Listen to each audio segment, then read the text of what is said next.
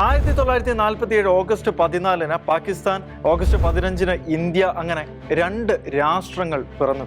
എന്നാൽ രണ്ട് രാഷ്ട്രങ്ങൾ പിറന്നു വീണതിനിടയിൽ ആ അർദ്ധരാത്രിയിൽ തകർന്നു വീണത് വെറും ഒരു സാമ്രാജ്യം മാത്രമായിരുന്നില്ല, ലക്ഷക്കണക്കിന് മനുഷ്യരുടെ ജീവിതങ്ങളും കൂടിയായിരുന്നു.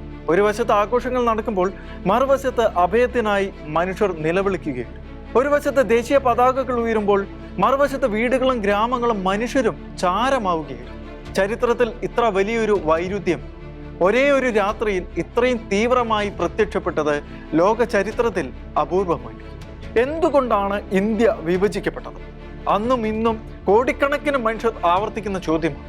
1906 മുസ്ലിം ലീഗ് രൂപീകരിക്കപ്പെട്ടത് മുസ്ലിമുകളുടെ രാഷ്ട്രീയ അവകാശങ്ങളും താല്പര്യങ്ങളും സംരക്ഷിക്കണമെന്ന ആവശ്യം അതിലൂടെ ക്രമേണ ശക്തി പ്രാപിക്കുകയും, മറുവശത്ത് കോൺഗ്രസ് ഒരു ഏകീകൃത ഇന്ത്യ എന്ന സ്വപ്നം മുന്നോട്ട് വെച്ചു. 1940 ലാഹോറിൽ ചേർന്ന മുസ്ലിം ലീഗിന്റെ സമ്മേളനം ചരിത്രത്തിലെ നിർണായകമായ വഴിത്തിരിവായി മാറി. അവിടെ ജിന്നയുടെ നേതൃത്വത്തിൽ മുസ്ലിം ഭൂരിപക്ഷ പ്രദേശങ്ങൾക്ക് പ്രത്യേക രാഷ്ട്രീയ ഘടകങ്ങൾ വേണമെന്ന ആവശ്യം ശക്തമായി ഉയർന്നു.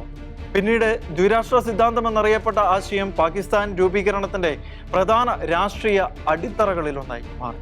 ഹിന്ദുക്കളും മുസ്ലിമുകളും മതത്തിൽ മാത്രമല്ല, ചരിത്രത്തിലും സംസ്കാരത്തിലും സാമൂഹിക ജീവിതത്തിലും വ്യത്യസ്ത ദേശീയ സമൂഹങ്ങളാണ് എന്നും അതിനാൽ മുസ്ലിമുകൾക്ക് പ്രത്യേക രാഷ്ട്രം ആവശ്യമാണ് എന്നും ജിന്ന തുറന്നടിച്ചു. 1940 ലാഹോർ പ്രമേയത്തിൽ പാകിസ്ഥാൻ എന്ന പേര് നേരിട്ടുണ്ടായിരുന്നില്ല. എന്നാൽ മുസ്ലിം ഭൂരിപക്ഷ പ്രദേശങ്ങളിൽ സ്വതന്ത്ര രാഷ്ട്രീയ ഘടകങ്ങൾ രൂപീകരിക്കണമെന്ന ആവശ്യം പിന്നീട് പാകിസ്ഥാൻ എന്ന രാഷ്ട്രത്തിന്റെ രൂപീകരണത്തിലേക്ക് വഴിവെക്കുകയും 1946 വ്യാപകമായ സാമുദായിക കലാപങ്ങൾ വിഭജനത്തിലേക്കുള്ള സമ്മർദ്ദം കൂടുതൽ ശക്തമാക്കി. 1947 ബ്രിട്ടൻ ഇന്ത്യയിൽ നിന്ന് പിന്മാറുവാൻ തീരുമാനിക്കുകയും ചെയ്തു. അവസാന വൈസ്രോയിയായി ലോർഡ് ലൂയിസ് മൗണ്ട് ബാറ്റൺ എത്തി. അധികാര കൈമാറ്റം വേഗത്തിലാക്കാനുള്ള പദ്ധതി അദ്ദേഹം പ്രഖ്യാപിച്ചു. മതത്തിന്റെ പേരിൽ രാജ്യം വിഭജിക്കപ്പെട്ടു. അപ്പോഴൊരു വലിയ ചോദ്യം ബാക്കി നിന്നിരുന്നു: അതിർത്തി എവിടെയായിരിക്കും? ആ ചോദ്യത്തിന് ഉത്തരം കണ്ടെത്താനുള്ള ദൗത്യം ലഭിച്ചത് ബ്രിട്ടീഷ് നിയമജ്ഞനായ സിറിൽ റൗഡ്ക്ലിഫിനായിരുന്നു. ഇന്ത്യയിൽ മുമ്പ് ഒരിക്കലും വന്നിട്ടില്ലാത്ത ഒരാളായിരുന്നു അദ്ദേഹം. എന്നാൽ ഏതാനും ആഴ്ചകൾക്കുള്ളിൽ അദ്ദേഹത്തിന് പഞ്ചാബിന്റെയും ബംഗാളിന്റെയും ഭൂപടത്തിൽ ഒരു അതിർത്തി വരയ്ക്കേണ്ടി വന്നു. അദ്ദേഹം അന്ന് വരച്ചത് ഒരു ഭൂപടത്തിലെ രേഖ മാത്രമായിരുന്നില്ല, മറിച്ച് അത് ലക്ഷക്കണക്കിന് മനുഷ്യരുടെ ജീവിതങ്ങളെ പിളർത്തിയ രേഖയായിരുന്നു. ഗ്രാമങ്ങൾ ഒരു രാത്രി കൊണ്ട് രണ്ട് രാജ്യങ്ങളിലായി. ഇന്നലെ വരെ അയൽക്കാരായിരുന്നവർ പിറ്റേന്ന് അന്യ രാജ്യങ്ങളിലെ പൗരന്മാരായി. തലമുറകളായി താമസിച്ചിരുന്ന മണ്ണ് ഒറ്റ രാത്രി കൊണ്ട് അവർക്ക് അന്യമായി മാറി. വിഭജന പ്രഖ്യാപനം വന്നതോടെ മഹാപാലായനം ആരംഭിച്ചു. ട്രെയിനുകളിൽ, കാളവണ്ടികളിൽ, കൈകളിൽ കുഞ്ഞുങ്ങളുമായി, തോളിൽ ജീവിതത്തിന്റെ അവശേഷിപ്പുകളുമായി ചിലർ നൂറുകണക്കിന് കിലോമീറ്ററുകൾ കാൽനടയായി സഞ്ചരിച്ചു. ചരിത്രകാരന്മാരുടെ കണക്കുകൾ പ്രകാരം ഏകദേശം 1.4 മുതൽ 1.8 കോടി ആളുകൾ വരെയാണ് അതിർത്തി കടന്ന് കുടിയേറിയത്. മനുഷ്യ ചരിത്രത്തിലെ ഏറ്റവും വലിയ നിർബന്ധിത കുടിയേറ്റങ്ങളിൽ ഒന്നായിരുന്നു അത്. പക്ഷെ ആ യാത്ര അഭയത്തിലേക്കുള്ള സുരക്ഷിതമായ യാത്രയായിരുന്നില്ല.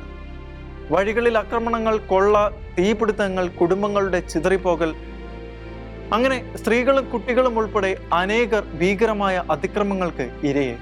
മാതാപിതാക്കൾക്ക് മക്കളെ നഷ്ടപ്പെട്ടു. പല കുട്ടികൾക്കും മാതാപിതാക്കളെ വീണ്ടും കാണാൻ പോലും സാധിച്ചില്ല.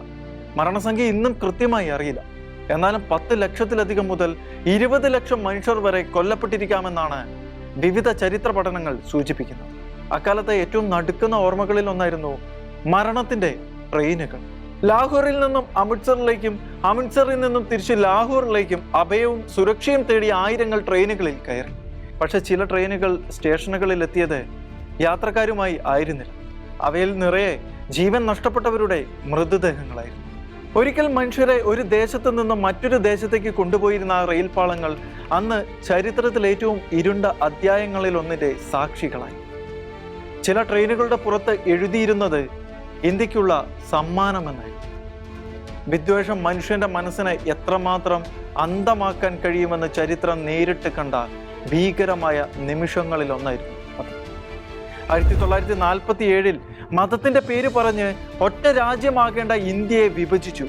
ആ വിഭജനത്തിന്റെ വിലയായി ലക്ഷക്കണക്കിന് മനുഷ്യ ജീവിതങ്ങൾ നഷ്ടപ്പെട്ടു. സ്വാതന്ത്ര്യം ആഘോഷിക്കുമ്പോൾ വിഭജനത്തിന്റെ തീയിൽ ജീവൻ നഷ്ടപ്പെട്ട എല്ലാ നിരപരാധികളെയും നമുക്ക് ഓർക്കാം. അവരുടെ ഓർമ്മ നമ്മുടെ തലമുറയ്ക്കുള്ള ഒരു മുന്നറിയിപ്പാകട്ടെ. സ്വാതന്ത്ര്യത്തിന്റെ യഥാർത്ഥ മഹത്വം ആഘോഷങ്ങളിലല്ല, സമാധാനത്തിലാണ്. ലോകരക്ഷകനായ യേശു ക്രിസ്തു അരുളി ചെയ്തത്, സമാധാനം സ്ഥാപിക്കുന്നവർ ഭാഗ്യവാന്മാർ, അവർ ദൈവത്തിന്റെ മക്കളെന്ന് വിളിക്കപ്പെടുമെന്നായി. വിദ്വേഷത്തിന്റെ മതിലുകൾക്ക് പകരം മനുഷ്യർക്കിടയിൽ സ്നേഹത്തിന്റെ പാലങ്ങൾ പണിയുമ്പോഴാണ് സ്വാതന്ത്ര്യം യഥാർത്ഥത്തിൽ പൂർണ്ണമാകുന്നത്.